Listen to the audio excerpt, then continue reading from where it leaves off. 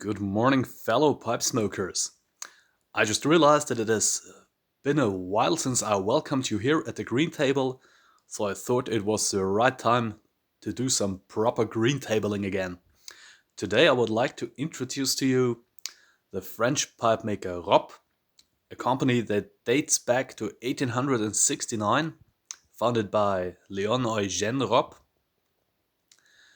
The company was mostly famous for the cherry wood pipes that were in production at least until the 90s. The company nowadays, I think during the 80s or 90s, the company, due to economic reasons, had to merge with some other pipe makers from St.claude or St.claude for my viewers, for my English-speaking viewers, and it teamed up with Vuillard, Chantet, and most of all Chacon. And as far as I know, the Ropp brand is now just a subsidiary of Chacon. But let's take a look at their older pipes first. This one here is an estate that I know. The pipe might not look that spectacular at the first sight. Sign. You see the metallic Ropp logo, a vulcanite bit, and let's take a look how slim the bit is made here at the end. You do not see this often with modern acrylic bits. Also, this pipe is a complete featherweight. It weighs nothing at all.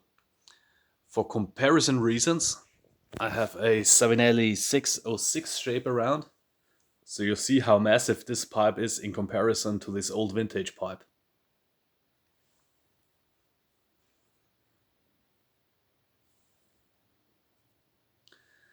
Here I can show you a pipe that is, I guess, from the same area. It's a Belcourt model. See how slim the shank is? It's an oval shank. I will show you the two pipes with detached mouthpieces later. This one has a white Ropp logo. Again, a super slim mouthpiece. Slightly bent. Maybe a chimney style bowl as I like it. Very thin walled. Again, the comparison. Look how massive a modern 9mm filter pipe is in comparison.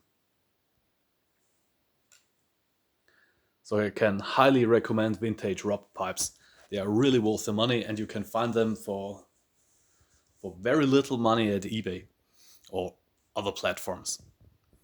So here we have three more modern pipes under the Ropp name. And I think it's great that Chacom uses the Ropp name for a line of vintage shaped pipes. The two pipes on the left are pipes from the étudiant line, which means student. Also rather lightweight, slim shanked, beautiful stand blasting, very thin walled. No filter, no cooler, and R at the mouthpiece. And these pipes are highly affordable, and they are really in the style of the pipes of old.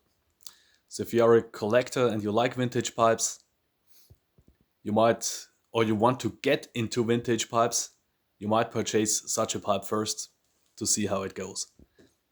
This one here is an absolute classic French shape. A slim, lightweight apple, brownish color,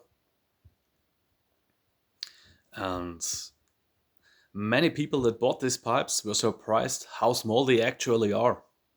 They are much smaller than modern pipes, and again, my example pipe, you see the massive difference.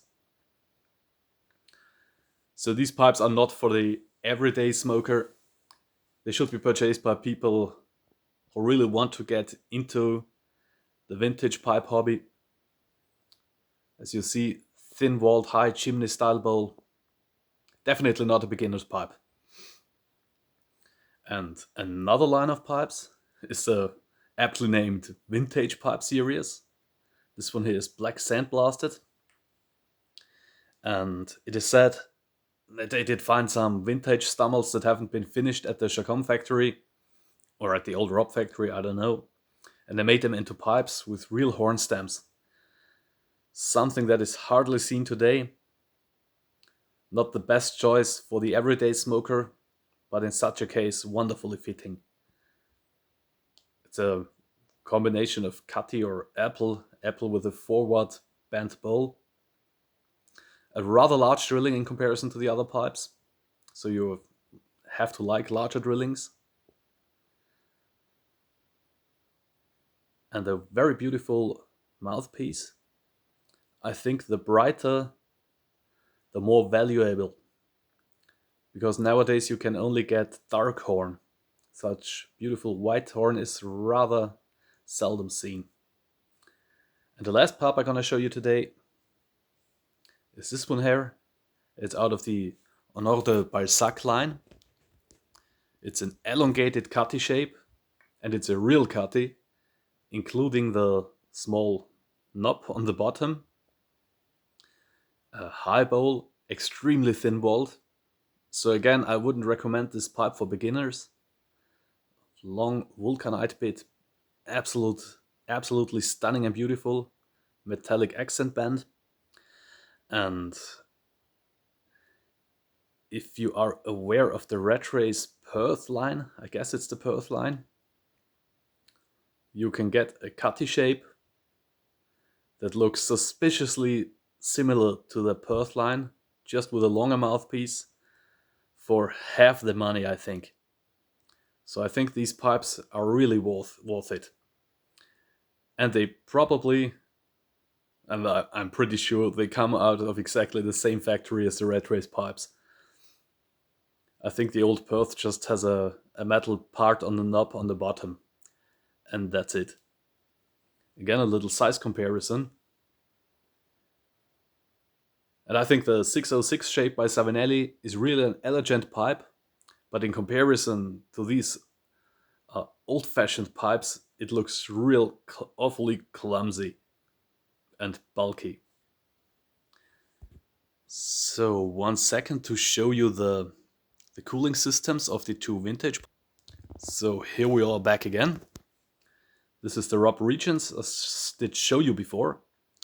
It has a really unique cooling system. It looks as if it is not detachable, but as I said, this is an estate pipe, so I try not to risk it to damage the tenon by removing it. Yeah, it does work. And here the Belcourt. First off, you see the oval shank. And it has this rather short inner tube. And I think the idea behind these short inner tubes was that this sharp edge acts like a moisture trap. So you have a little drier smoke. This one is easily to remove, and I think most pipe smokers did remove it. I keep it inside because I like the pipes the way they are, the way they were intended to be smoked. So yeah, if you're interested in the Ropp brand, take a look at Pipedia and Pipefill, and I think you will get all the historical information you need to get. Thanks for taking the time. Thanks for watching. See you next time at another Green Table video. Cheers.